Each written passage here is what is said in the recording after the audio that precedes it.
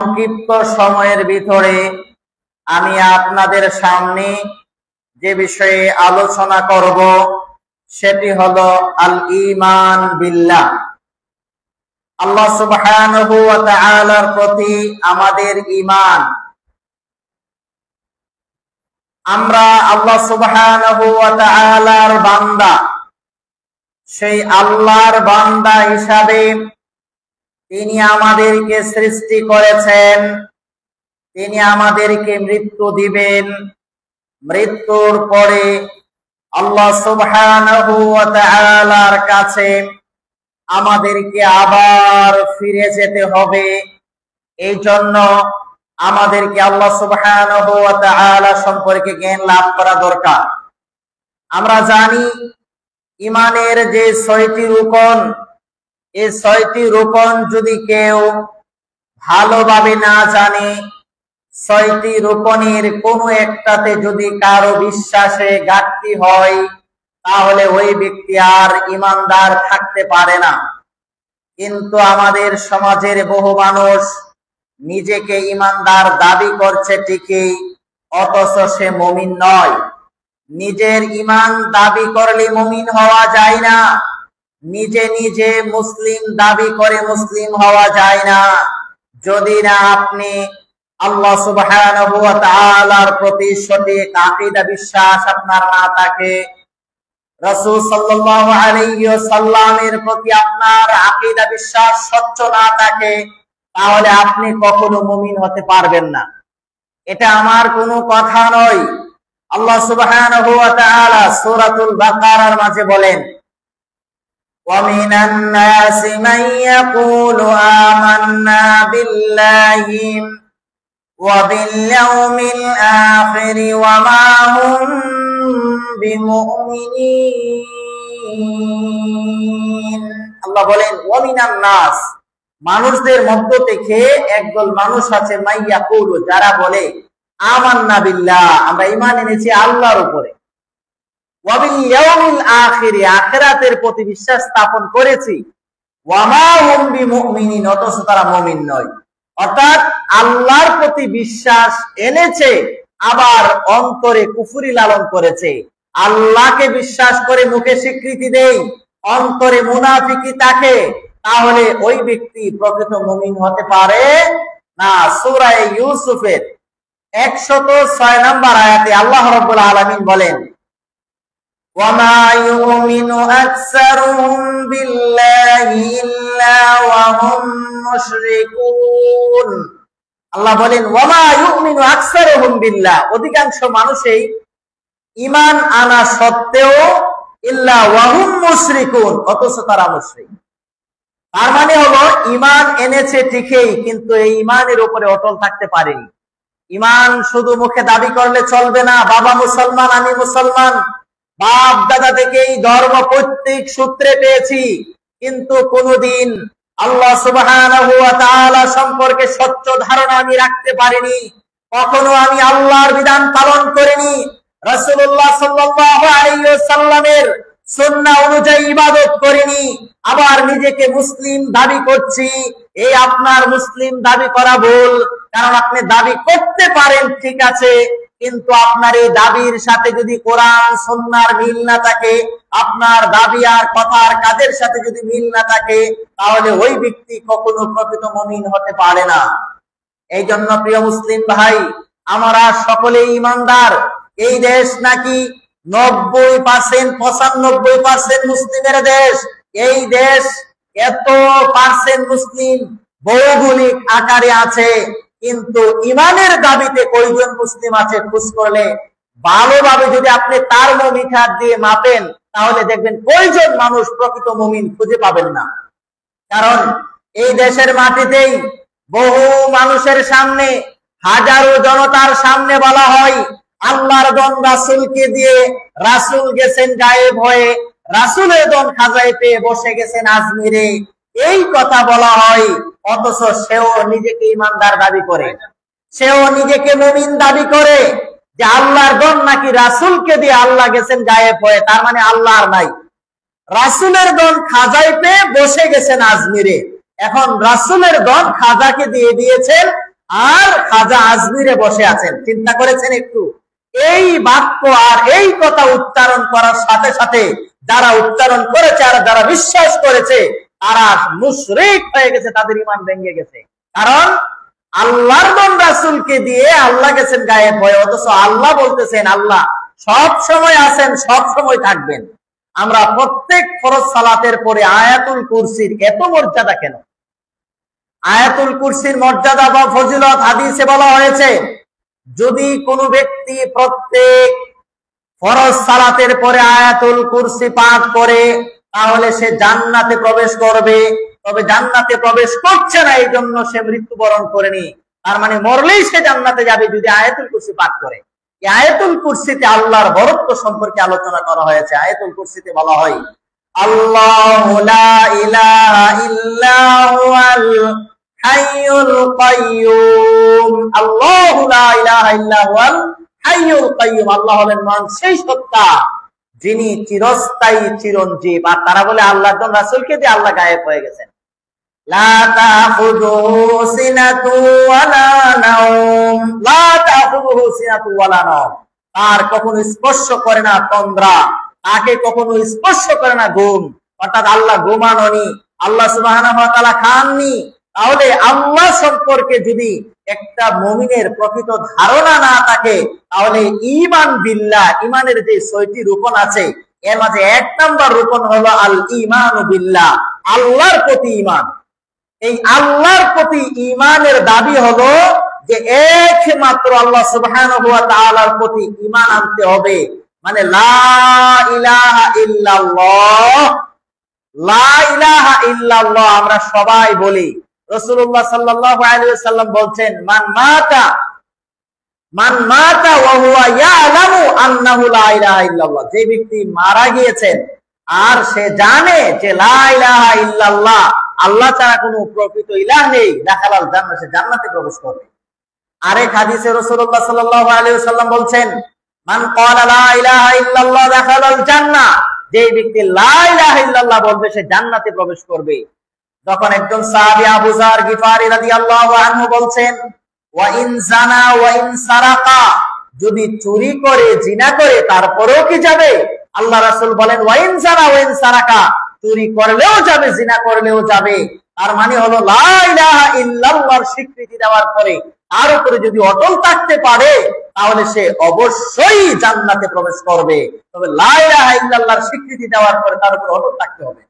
সূরাতুল ফুসসিলাতের 30 নম্বর আয়াতে আল্লাহ রাব্বুল আলামিন বলেন ইন্নাল্লাযীনা ক্বালু রাব্বুনাল্লাহ সুম্মা ইসতাকামু তাতানাজ্জালু আলাইহিমুল মালাঈকা আল্লা তাখাফু ওয়া লা তাহজানু ওয়া আবশিরু বিল জান্নাতিল্লাতী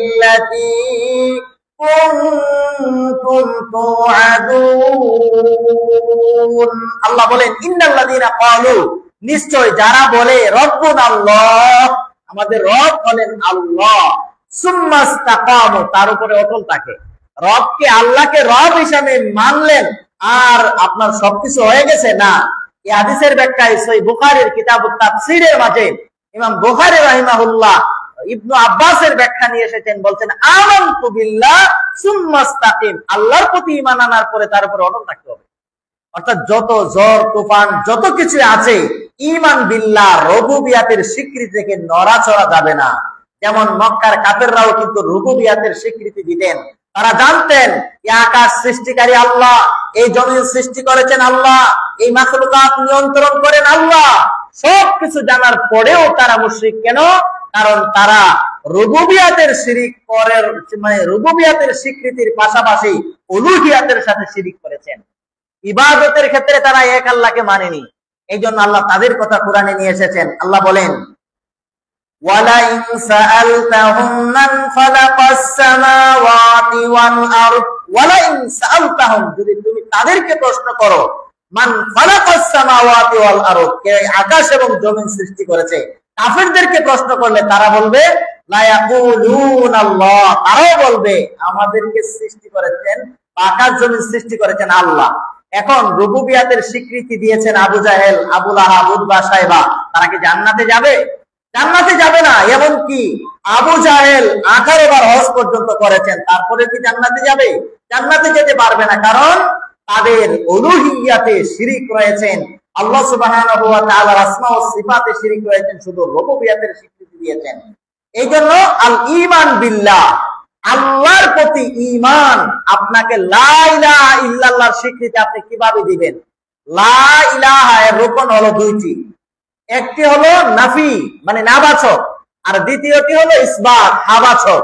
লা ইলাহা ইল্লাল্লাহর রুকন দুইটি, যেটি সূরাতুল বাকারার মাঝে এসেছে। আল্লাহ রাব্বুল আলামিন বলেন, ওয়া মান ইয়াকফুরু বিত-তাগুতি ওয়া ইউমিন বিল্লাহি ফাকাদ ইসতামসাকা বিল-উরওয়াতিল মুসকা।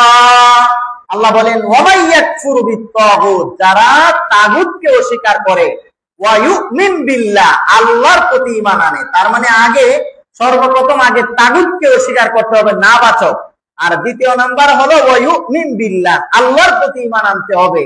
তাহলে ফাকাদ ইসতামসাকা বিল উরওয়াতিল মুসকা, সে একটা হাতল ধরবে, যেই হাতল লান ফিসামা লাহা, যেটা কখনো ছুটে যাবে না, এবং শক্ত রশি, যেই রশি তাকে জান্নাতে নিয়ে যাবে। সুবহানাল্লাহ। জান্নাতে নিয়ে যাওয়ার জন্য আপনার পক্ষে কালিমা লা ইলাহা ইল্লাল্লাহ, এই লা ইলাহা ইল্লাল্লাহ আপনার পক্ষে ভালোভাবে জানতে হবে।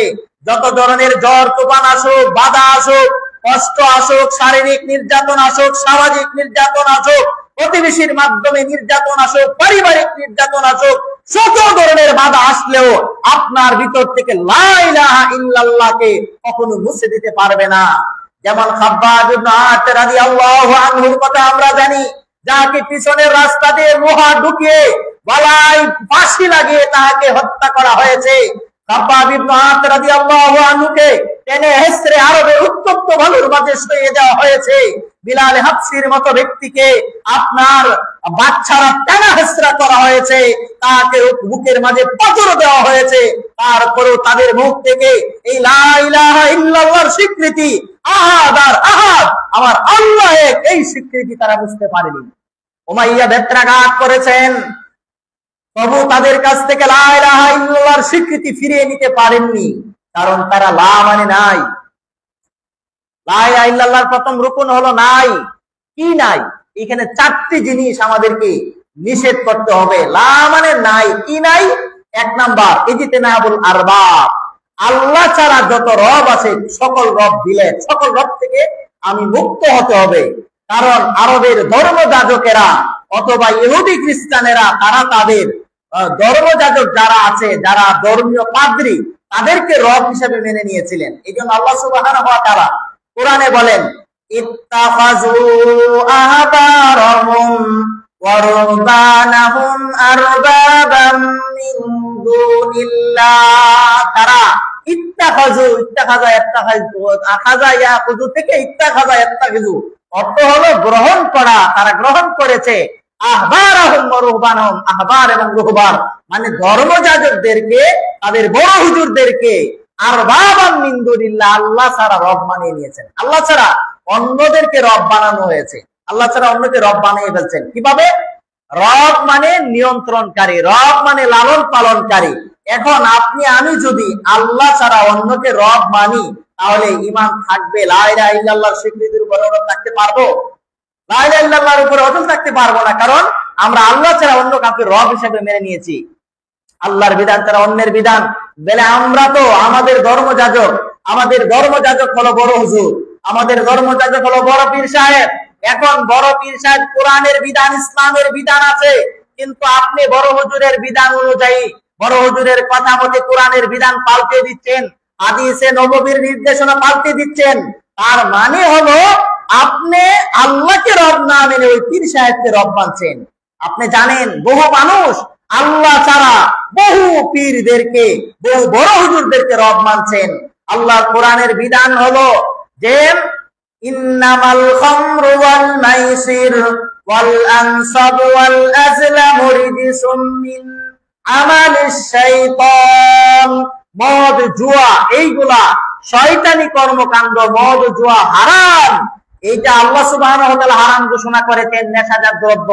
রাসূলুল্লাহ সাল্লাল্লাহু আলাইহি ওয়াসাল্লাম বলেন কুল্লু মুসকিরিন খামরুন, প্রত্যেক নেশাজাত জিনিসই হলো মদ। আর এগুলা যেটা বেশি খেলে মাদকতা আসে, কম খেলেও তা কি হারাম। এখন আপনার আমাদের সমাজের বহু হুজুর ফতোয়া দিয়েছেন বিড়ি সিগারেট জর্দা খাওয়া মাকরুহ, হারাম ফতোয়া দিতে পারে নাই বহু হুজুর, কারণ নিজেরা এই তার সাথে জড়িত আছে। জর্দা খাওয়া নাকি পানের সাথে, জর্দা মানে পান উলামা কুশান, পান নাকি উলামায়ে কেরামের শান, এই জন্য নিজে খাই বিদায় এইটা খেলে মাথার মস্তিষ্ক বিকৃত হয়ে যায়। জর্দা আপনার একটা কুকুর সিগারেট জর্দা খায় না, কিন্তু আমরা মুসলিম হয়ে বিড়ি সিগারেটের চেয়েও জর্দার দাঁত আরো মারাত্মক। আপনি জানেন আমি 2016 সালে বান্দরবন সফরে গিয়েছিলাম, সেখানে গিয়ে দেখি এত সবুজ শ্যামল গাছ, এই গাছের একটা বিরাট বড় একটা জমি, এই জমির ভিতরে ছাগলকে রাখাল রাখতেছেন, ছাগল নিচের গাছ খাচ্ছেন কিন্তু সুন্দর কচি কচি পাতাগুলা খাচ্ছে না। আমি হাঁটতে হাঁটতে গিয়ে জিজ্ঞেস করলাম, ভাই ছাগল এই পাতাগুলা খাচ্ছে না, ব্যাপারটা কি? বলতেছে হুজুর জানেন না, চিনেন না এগুলা কি গাছ? বললাম কি গাছ? বলে যেগুলো তো তামাক গাছ, তামাক গাছ ছাগলে খায় না। চিন্তা করেছেন একটা হাইওয়ান জানোয়ার হয়ে যদি বুঝতে পারে যে এই তামাক এগুলা বিষাক্ত, কিন্তু মানুষ হয়ে সেটা বুঝে না, মানুষ সেটা চিবিয়ে রস খায়, এটাকে মনে করে যে এটা উলামাতুশ শান, পান উলামাতুশ শান। অথচ কোরআনে এসেছে ওয়ালা তুলকু বিআইদিকুম ইলা তাহলুকা, তোমরা নিজেদেরকে ধ্বংসের পথে ঠেলে দিও না, মানে নিজেদেরকে ধ্বংসের পথে ঠেলে দিও না। এখন আপনি দেখেন সিগারেটের গায়ে লেখা থাকে ধূমপান স্ট্রোকের কারণ, ধূমপান হৃদরোগের কারণ, ধূমপান মৃত্যুর ঝুঁকি বাড়ায়, এরপরেও এই লেখা পড়ে বহু মানুষ, বহু শিক্ষিত মানুষ সেটা পান করছেন।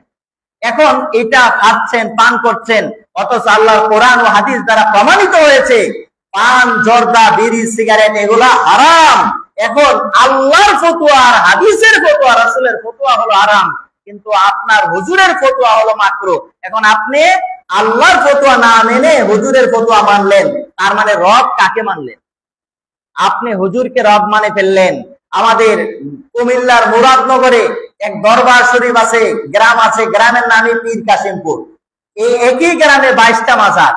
পীর কাশিমপুর মুরিদের চিনার অন্যতম আলামত বা বৈশিষ্ট্য হলো পীর কাশিমপুরের কোন মুরিদ বিয়ে শাদী হোক, আকিকার অনুষ্ঠান হোক, কুরবানি হোক, তাদের বাৎসরিক ইসালে সওয়াব মাহফিল হোক, তাদের বাড়িতে বাপ পিতা মাতার নামে 40 পড়ালেও তারা কখনো গরু জবে করে না, তারা কখনো গরু খায় না, তারা খাসি অথবা ছাগল তারা খায়, কিন্তু অন্য কোনো কিছু তারা এমন ভাবে মনে করে এইটা হিন্দুদের মতো, হিন্দুরা এত কঠোর না, তারা যতটুকু গরু খাওয়ার ব্যাপারে এতটা কঠোর। তার মানে গরুকে ওই পীর সাহেবে গরু খায় না, তার মানে আপনিও নিজের উপরে গরু খাওয়া হারাম মনে করেছেন।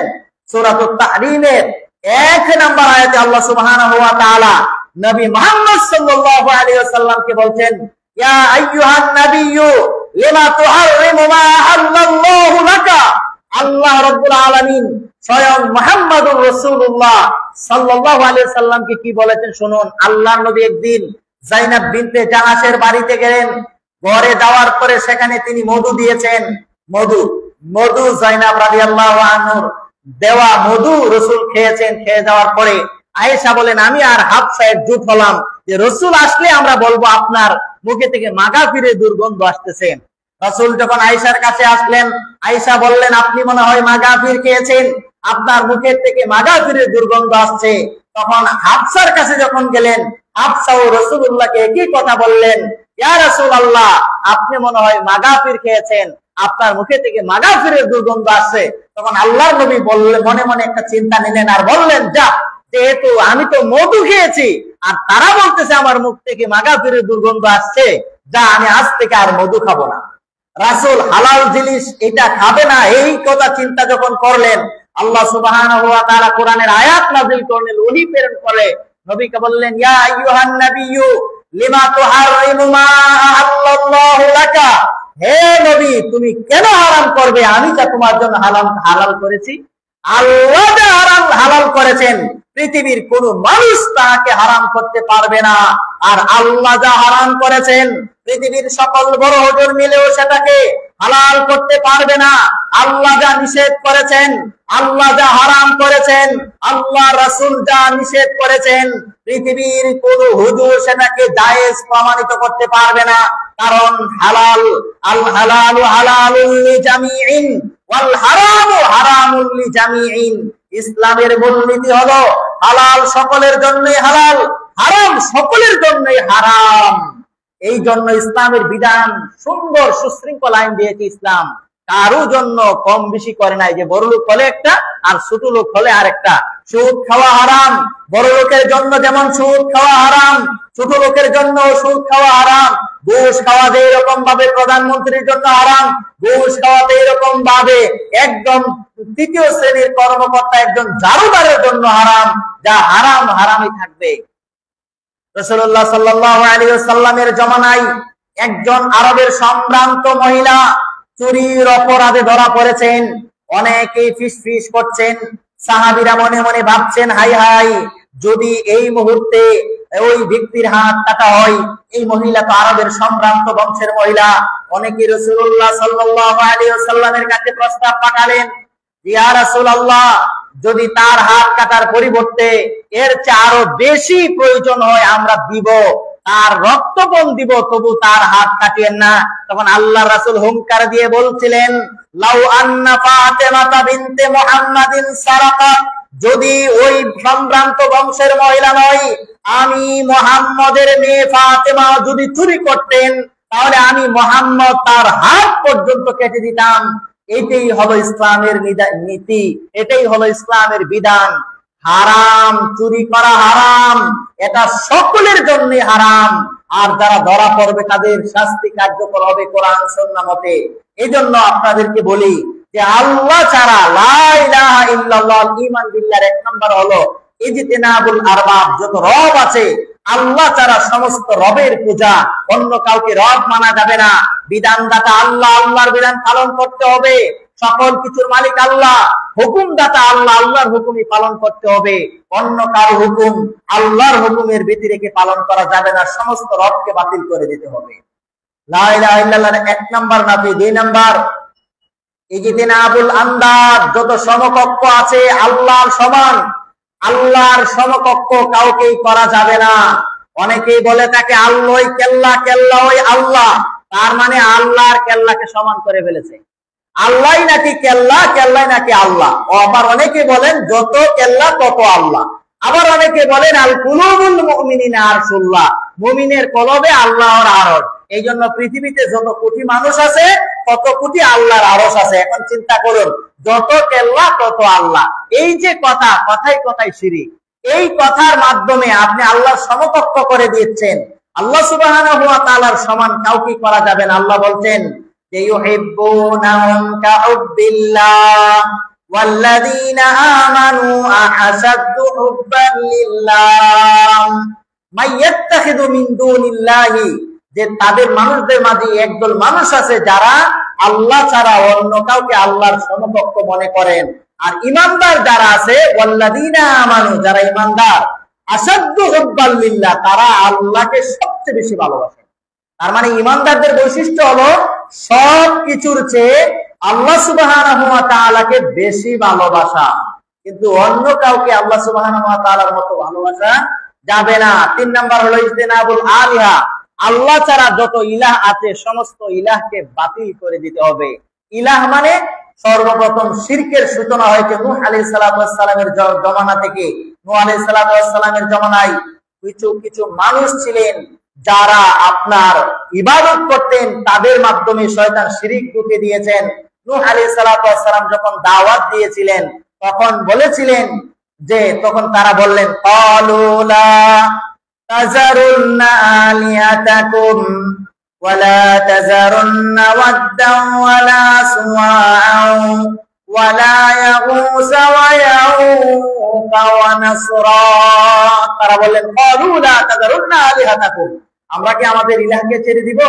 ওয়ালা তাযারুন্না ওয়াদ্দান ওয়ালা সুওয়াআন ওয়ালা ইয়াগুসা ওয়া ইয়াউকা ওয়া নাসরা, ইয়াগুস, ইয়াউক, নাসর, তাদেরকে কি আমরা ছেড়ে দিব?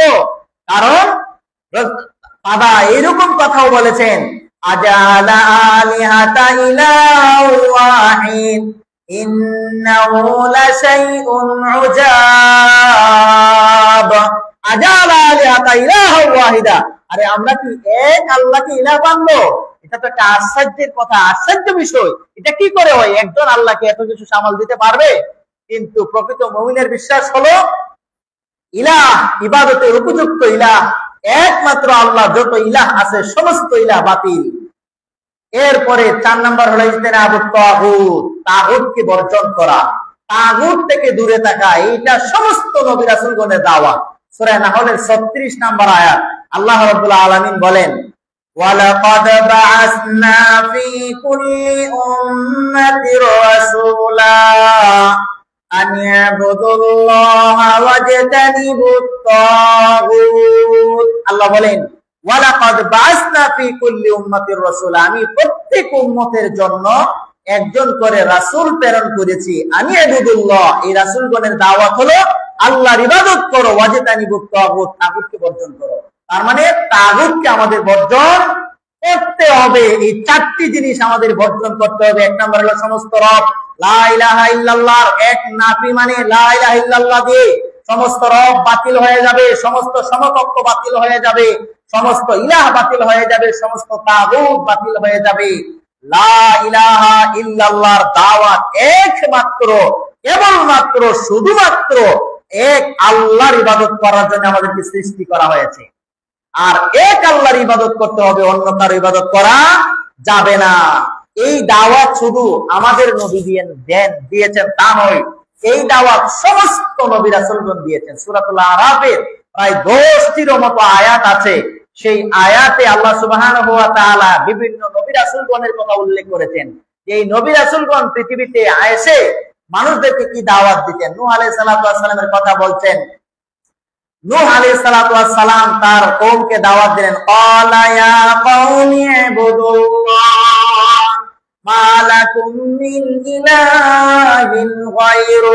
হে কওম, ইবুদুল্লাহ, আল্লাহর ইবাদত করো, মা লাকুম মিন ইলাহিন গায়রু, আল্লাহ ছাড়া কোনো ইলাহ নাই। এরপরে আদ জাতির কথা আল্লাহ লক্ষ্য করলেন। আদ জাতি এমন এক জাতি ছিলেন যে জাতি এতটা শক্তিশালী, তারা পাথর খোদাই করে পাথর দিয়ে বাড়িঘর বানিয়ে তারা থাকতেন। এত শক্তিশালী, বড় বড় পাথর তারা আপনার হাত দিয়ে ভেঙে ফেলতে পারতেন। এত শক্তিশালী এক জাতি আদ জাতি। এই জাতির কাছেও আল্লাহ সুবহানাহু ওয়া তাআলা নবী প্রেরণ করে দাওয়াত দিলেন। ওয়া ইলা আদিন আখাহুম হুদান ক্বালা ইয়া কওমি ইবুদুল্লাহ মা লাকুম মিন ইলাহিন গায়রু। ওয়া ইলা আদিন, আল্লাহ আদ জাতির নিকট আখাহুম হুদান, তাদের ভাই হুদ আলাইহিস সালাতু ওয়াস সালামকে প্রেরণ করেছেন। তিনি মানুষদেরকে দাওয়াত দিলেন, ক্বালা ইয়া কওমি ইবুদুল্লাহ, হে কওম, আল্লাহর ইবাদত করো, মা লাকুম মিন ইলাহিন গায়রু, তিনি ছাড়া কোনো ইলাহ নেই। এরপরে আল্লাহ সামুদ জাতির কথা লক্ষ্য করে বলেন, ওয়া ইলা সামুদ আখাহুম সালিহান ক্বালা ইয়া কওমি ইবুদুল্লাহ মা লাকুম মিন ইলাহিন গায়রু।